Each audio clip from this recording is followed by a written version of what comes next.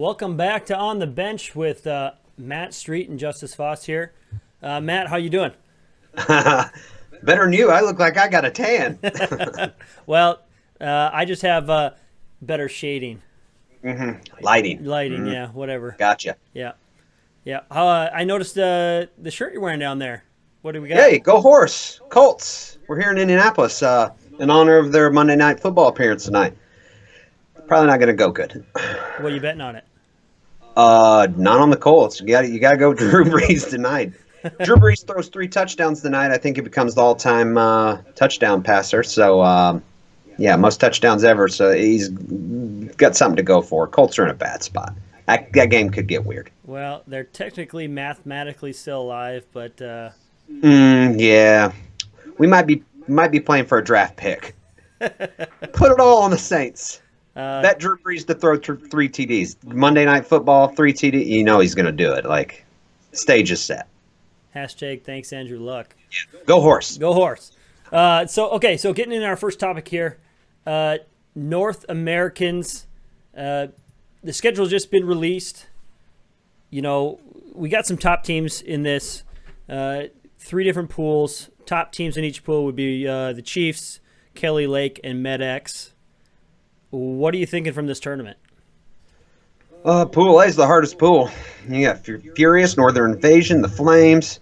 I don't know what the Flames look like this year.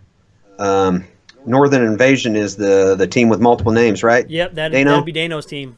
Yeah. Sneaky. And Furious, I haven't seen Furious in a while, but I mean they've got plenty of top-notch guys. The Chiefs got their hands full. Kelly Lake should take care of business in that pool. I haven't seen the Wolves in a while either, so that every once in a while they'll do something. I know Kelly Lake might be missing a couple players on Friday due to hockey tournaments. Is this a tournament where they if they don't play Friday they can't be in it? I don't see it in the rules that I'm looking at. The diesel rule does it apply? Is that in there? Is that a rule in there? I don't see it. So maybe it is, and we'll find out. I guess we'll find out. Somebody could get backdoored. Better text Dave. Yeah, the old CNL rule. Okay, yeah, and obviously you'd like to see, teams like the Red Rock or Ice Mafia or even Flames for that matter. You kind of want to just hope that they come through with some results. Try and make teams stay in it and challenge for it. Yeah, see what they can do. I mean, this is the first. I don't know. A lot of controversy as to when the season actually starts. Some people say TC, some people say Riverside. This is usually a big tournament. It's at a weird time of year on the 27th, smack between Christmas and New Year's Eve. And you're not getting the turnout. You're missing a couple key teams here. There's no CNL. There's no Nordic Stars, no Legion. Nordic Stars are in C. This will be their first tournament. They have been playing ABL. But, yeah, Legion, we would have loved to go, but, yeah, this time frame doesn't really work well. Travel just makes it almost impossible. But, it's just the way it works out with the time of year and rink availability. And, just is what it is. But, I don't know. To me, this has always been like the start of the real season. You get 4 months of hardcore top flight broomball, I guess, at that point. And all leagues at this point have started. Everyone's kind of in broomball mode rather than being, hunting or doing other things. Well, everybody starts gearing up for that uphill climb towards nationals. Right. And looking at this, obviously we know it's probably labeled, favorites to least favorite in each pool. Who do you have winning this one? I mean, I have no idea. It just depends on who's playing with who. You never know. With a couple of these teams subtracted, there's some pickups. Who's MedX goalie? I mean, they're the favorite. They're the favorite until they lose. Yeah, I'd say so. Moving on to Syracuse Can-AM, same deal. Schedule's released. This tournament has grown quite a bit, and we've been going for a little 30 while. teams. You longer than Amazing. me. It has a CD level and has a women's AB level now. Tell us about your experience with this tournament. We've been going for, I don't know, 7 years now, 8. When it was under Dave Bolin, he did a great job with it. reins got handed to Kevin and Richie, and they moved venues. It's a double rink arena with a bar up top. It's fantastic.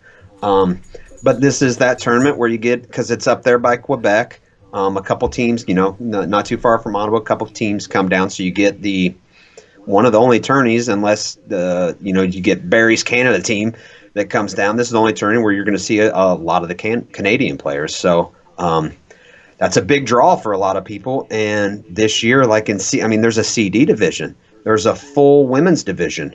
The only other, if I'm not mistaken, the only other women's division was the one down in the Carolinas. Oh yeah, during that new tournament down there. Mm-hmm. So there's not a women's division up at North American Midwesterns this year. So this is kind of a big deal. You got Minnesota Reign coming out for this tourney. You got the Bombers coming up from Ohio. C+. It's kind of wild. Agents who have been doing really well in tournaments of late. They were unbelievable in that tourney last year. It was exciting to see them last year. That was like the beginning of like, holy cow, this team's wow. I was kind of blown away. And obviously with some of those names we don't recognize. Thinking of the A and B side though, you got MedX traveling now. This is one of the first tournaments. How awesome is that? You got a full-blown squad coming from Minnesota, which we've had in the past over the years, but it's pretty cool. A new squad coming. Then, where's the Chiefs? Where's Kelly Lake? We'd love to see Kelly Lake travel. Just travel once a year, and this is the one. Come on. Here we go. Come on, Tony. Yeah, if those teams travel, think about how many teams would come down from Canada if you get a couple Minnesota teams to come. Right. Yeah, it's nice to see the Saints back, too. We hadn't seen them since last year at that tournament. I think they got a couple Broomshackian pickups for the Saints. That's from what I heard. Nice. Mm-hmm. And the Gamblers are going to be good. Yeah, for sure. And the Flyers, is that a young upstart kind of – they're a Canadian squad, right? Yeah. I think it's the Young Bloods. I think they won their juvenile division. I think they were in it last year, or maybe they won the juvenile division last year. I don't have a bunch of information, but yeah, a bunch of young kids run around 1,000 miles an hour. Yeah. Great. So they'll be good. Yeah, for sure. So excited about the tourney. Very excited. Moving on to something that we kind of got to experience in Canada. Overtime, we experienced that 3-on-3. The first time we did that was at Worlds with Kelly Lake. That 3-on-3 overtime, then happened to get a penalty, and then found ourselves 2-on-3. Didn't even know that was possible. What are your thoughts on moving to a 3-on-3 overtime compared to, your classic 4-on-4? Well, the rule was switched last year here in the U.S. to kind of accommodate for the, I guess the situation that the U.S. ran into in Worlds. You're trying to get it to be the same across the board, so everyone's used to it, because it does come as a shock. It's like, well, what do you do now that you only have 3-on-3? Do I like 3-on-3 as compared to like a 4-on-4 or 3-on-3 with goalies? Who knows? I mean, we haven't seen it. There's so many. Yeah, there's positives and negatives to it all. I guess as a tourney director, you want the one that's going to finish the fastest. Yeah. How in the hell do we get them off the ice? I think I'm maybe a fan of like 4-on-4 no goalies. Oh, what we do usually in the second overtime.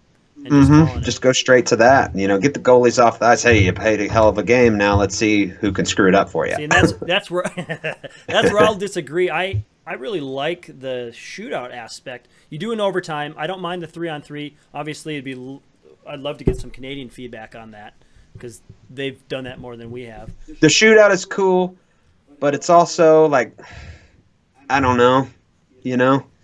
I don't know. There's always been something about the shoot. Same thing in soccer. Like, you don't want to see a game go to a shootout. It just. I guess I feel differently though with a soccer shootout. It's at the spot, right, and it's a big ass net, and the goalie is just guessing. In a broomball shootout, the goalie actually has a chance to impact the game. Where if you take him out, and it's 4-on-4, no goalie. Well, sorry. Thanks for doing your job. Good luck. It's a lot of pressure. Do you not like it because you get nervous out there in a 3-on-3 or a shootout situation? Nope, I'm too old to care anymore. Way too old to care. I don't know. I expect to screw up if yeah. And I like the cool thing about the Broomball shootout is that idea of you can run it in, as we can see in the picture there, or you can do it 4-minute and just take it from the dot and blast. The hammer dropped her on the dot. Yeah. So awesome. Speaking of that was pretty unbelievable. For those who have not seen that highlight, maybe you didn't get a chance to watch that Canada Cup, but we do have a clip here that we'll throw in here while this is going. It'll give you a chance to see two different options: one where you're running it in and one where you're shooting. Can't even watch. It's very rare that we see this. My gosh! I think I've maybe only seen this once. Oh my gosh, you guys! I Here we can't go. do this. Oh my gosh! Come on, Jim. Oh, bring it home, buddy. Oh my God! A bullet of a shot. Top order. Wow. Wow! We never see that, and it just went in. I've never seen that. Oh my God! I went 3 for 3 on my picks. Oh God! I want to win the game. I don't care about the picks. Must score. Whoa. To continue the shootout. If Whoa. he misses, Eagles win. Come on! I'm gonna just lose my mind. I'm gonna put this camera. Zach Keeley coming in. Oh my God! Stopped by the goalie. Eagles are your 2019. In here, what a dirty move! I love it. Yeah, well, But I mean, there it is. There it is. There's It was two options. It was Pete Sikich was sitting on the bench there. He's like, "What am I gonna do?" It's like, "You're not gonna have to do anything." Yeah, Pete was a little nervous, but when you got Corey in net, You should be. It's a hell of a situation to be in. So a cool aspect that's going on here that our buddy DC's putting on is this All-Star game. What a great idea! Bravo. So if you don't know, there's a Blaine League on Thursday nights. There is a Friday night Augsburg League here in the cities, and there's going to be an all-star game between the two. They're voting on who's starting and who's in it. No word yet if they're asking for anyone to record it or how they're doing that, but I'm assuming that's going to fall in Broomball Central's lap. Hope so. Yeah, give a chance to watch. And I would say that everyone in any league out there, find you an extra hour of ice time and try to have you an all-star game and live stream it, and we will do everything we can to put it on Broomball Central, because that would be great to see what each league's top-tier players look like. And obviously with Blaine and Augsburg being two separate leagues, it's a little bit different than what most people have, because not many people have two leagues that are that close to where you could pull it off. I mean, the league I'm in, we could probably barely find enough for two teams, but yeah, I think it should happen in every league, and I think it'd be great for people. I think a lot of people would watch them. I think it's going to be a fun thing to see. It'll be interesting to see how the votes go and how that thing plays out. But the nice thing about Minnesota is no matter who gets put in there, there's going to be top talent. It's going to be fun to watch. It's nice they're making it so each team's represented as well. And it's going to be great for any league that does that too. I mean, you need some camaraderie in a league. You might have never played with a guy, you didn't even know a guy on another team, and it's not like you have a top team and you take 7 players off that team. You pick 2 or 3 or however many it takes to create an all-star team from each team. So you get the top 2 on each team. Mm-hmm. So you have someone representing each squad in the league. And what kind of impact do you think that could have on a league such as yours down in Indy? I mean, I think back in Fargo when I played there, because it was a much smaller league, much like yours you have. And I feel like that could bring not only the league together, as you said, get to know other players, but you could invite people to come out and watch that. Maybe they wouldn't come out for a normal Hey, game. Mom. Hey, Dad. Yeah. Come out and check it out. Hey, girl, I've been hitting up on Tinder. I'm in the All-Star game. Come check me out. That's a different angle that I was going for, but I was thinking more on the recruitment side. But if you got to get a side piece through the Tinder action, then you got to do what you got to do. No, not for me. Yeah. I'm just saying, anybody out there that's got some Tinder broads, hook, or dudes. Yeah, whatever you're into. I got hit up before I got to jump on that Tinder, so that's a whole nother beast. I think you're in that same boat too. Yeah, oh yeah, I'm locked down. Yeah, locked down. Yeah, Rach would probably be pissed if she knew I was talking about that. So, Please. Collegiate Nationals. do we expect teams? What are expectations, and who do you think is going to win? This is a good example of someone writing in and give us a topic to talk about. I mean, we'll see what happens. We put it out there earlier in the year for Miami of Ohio to make a glorious Collegiate Nationals video, just like a little promo piece. Never happened, but I don't blame them. I mean, they're probably taking finals right now. So you're saying that they have an opportunity here over winter break to do that and get that out? Yeah, something. I know Woody from up there in Minnie went out to Michigan Tech and did a short video out there at Michigan Tech, who they have like 40,000 teams playing in their league out there.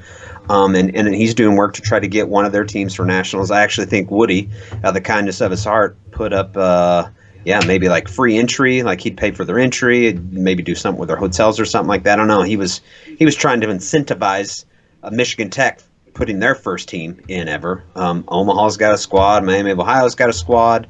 There'll be, I guarantee there'll be 5, 6. Like, it'd be awesome if we could get that number to 10. But I think the college kids are going to have to take care of themselves. Like, someone's going to have to make some phone calls and I think they just need to start talking trash, because that usually works. Start talking trash to high school kids. Their hormones get all worked up, and the next thing you know, you got 20 teams coming out for nationals. Well, it'd be fun to see that college take back how it was. When I started playing, there was a college division. I didn't play in it, but I believe there was at least 8, maybe even 10 teams, and all of a sudden it's all dropped off. And I think of Fargo, there was an NDSU team, and it's kind of one of those things where a guy runs it, he's there for 4 years. The moment he leaves, no one takes the mantle. So how do we help reestablish that? Well, I mean, I think the live streaming's everything. Podcast, it helped last year. The Miami of Ohio had kids that saw the podcast, and look what they did last year. They were gun ho about Broomball, and they played fantastic all year because they were into it. So, Michigan Tech could change the world with Broomball with all the kids. Like, if they took their top 15, they could Jesus. Take over. Yeah, they could probably play an A next year. Yeah. So, I don't know. People need to make phone. Everybody's just got to do a little bit of work.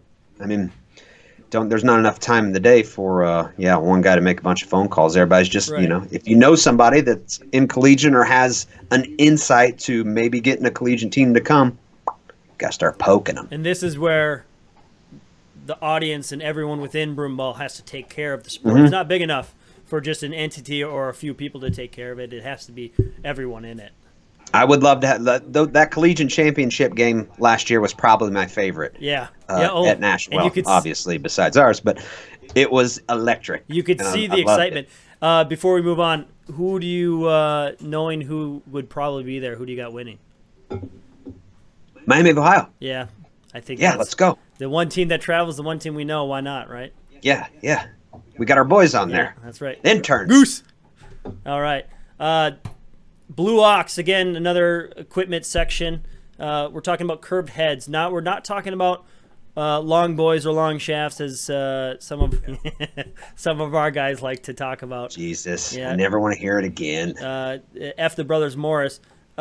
What do you think of these curved heads? I've never played with one. I've always played with the Blue Ox. Your classic Blue Ox, they don't make anymore, so I got to buy them on the streets and do favors in order to get them. What are your thoughts of these curved heads? They will absolutely have already absolutely changed the game. I've talked to a couple goalies, ours included, about how you have to prepare now in Broomball because so many more things are possible. Like that over the shoulder is not safe anymore, especially with that curve boy on the right there, that 20. You can do whatever you want with it.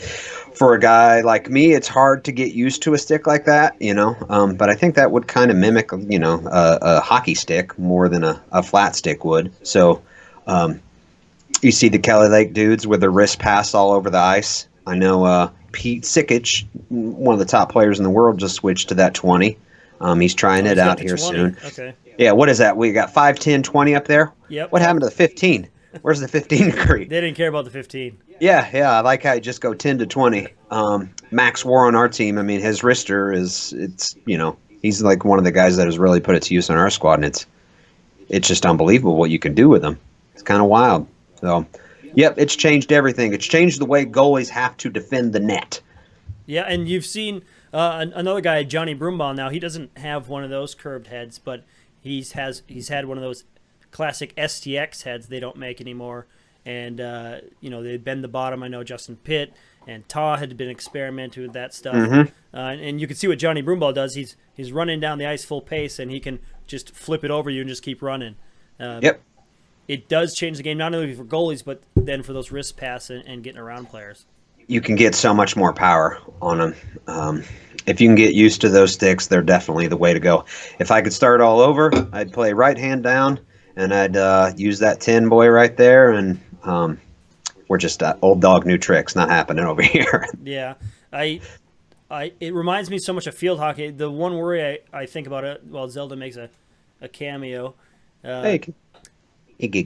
What about backhands? My feeling is that in those 20s, you're having to flip the stick a lot just to even get any traction on that. And I think there's the part that takes some getting used to. I'm sure you do. I watch, like I said, Tony and Pete. Tony specifically with his, he's always got it on the right side. It's and it's a pass that he should not be able to make. He makes with ease. So moving on to friend of ours, AJ Zizzles. AJ, yeah. Charm City, another tournament here. This one, it's got 8 teams, 4-game guarantee. It's got a little different things here. So it's got an A player, 1 per team, 2 B players per team, except if a player's on the roster. So 1 A equals 2 Bs.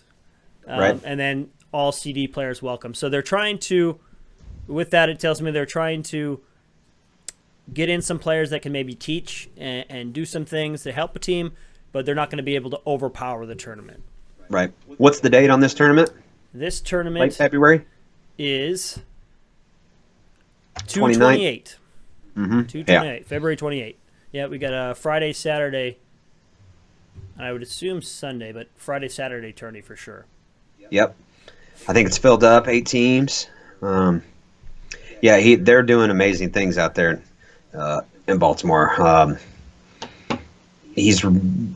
I'd say right now he's the one killing it on the East Coast. They've redone their website. Oh, the website's you great. see him every once in a while online, like they're filming.